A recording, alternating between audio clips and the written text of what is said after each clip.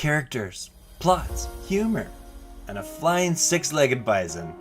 These elements, along with many others, are what make Avatar: The Last Airbender so great. Any Avatar fan paying attention can clearly see we are in an Avatar renaissance. The excitement coming from the live-action adaptation, the original series dominating on Netflix, and all of the amazing commentary on YouTube.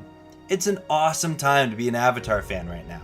But have you ever wondered about the story behind the story? I mean, how does the studio that is known for SpongeBob SquarePants greenlight one of the greatest epics ever animated?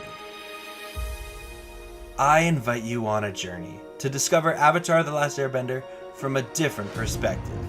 From a fan perspective. 'Cause I believe fans are part of the world.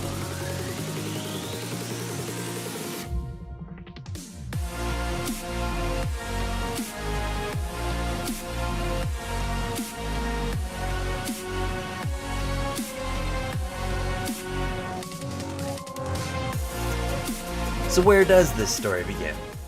Well, it starts at the Rhode Island School of Design. In 1995, there was an important friendship formed between Michael DiMartino and Brian Koninsko. Mike graduated first and started to work in the animation industry.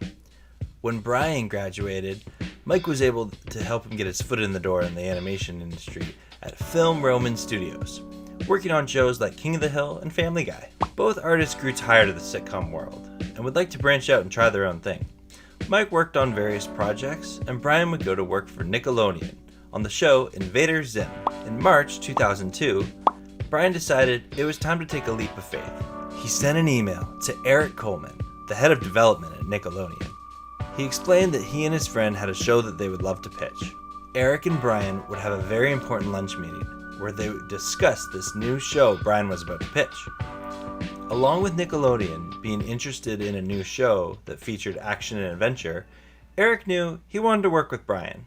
Okay, I had a meeting with Eric, and it was not a pitch meeting. It was just like, hey, I heard you're interested in me pitching. I have a creative partner. His name's Mike. It was one of the most important meetings I ever had. Eric was awesome. He's like, look, I look for people, not ideas. The ideas will follow. I want to work with you. So if you pitch something, if you guys come in and pitch and I say no, don't worry about it. He said the door's open until we get something in production.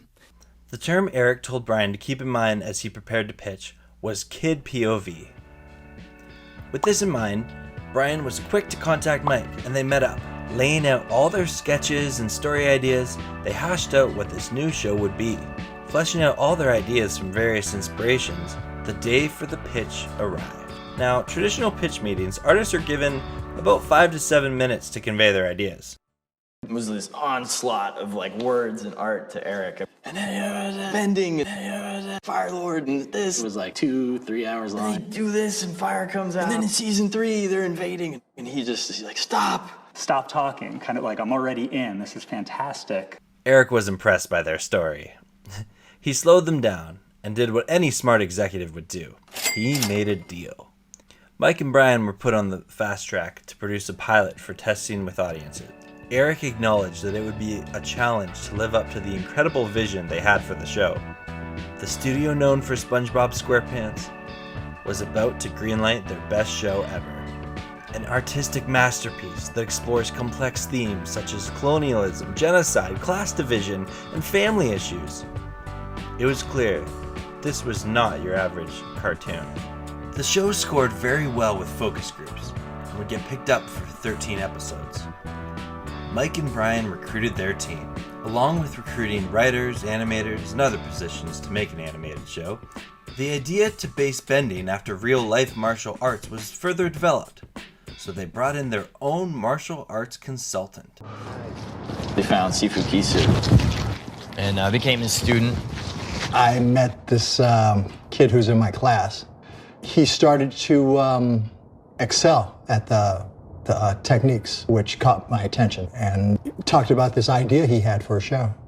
He talked about airbending and this little monk. It just immediately came to me, Bagua, which is based on the Book of Change, the I Ching. The water bending was something, soft that just fit Tai Chi completely. The Fire Nation called for crisp, long, clean, cutting movements of Northern Shaolin. Earthbending, really tight, close movements, and that just screamed for Hung Garp style.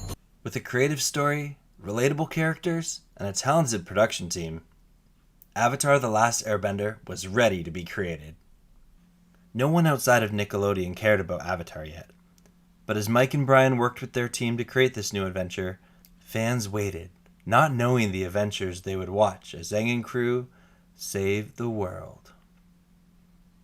Eric Coleman became the first fan of this uncreated show during that pitch meeting, and thus a fandom was born. I encourage you all to watch the Avatar Spirits documentary and listen to the Nick podcast for more info on in-depth production behind Avatar. Links in description below.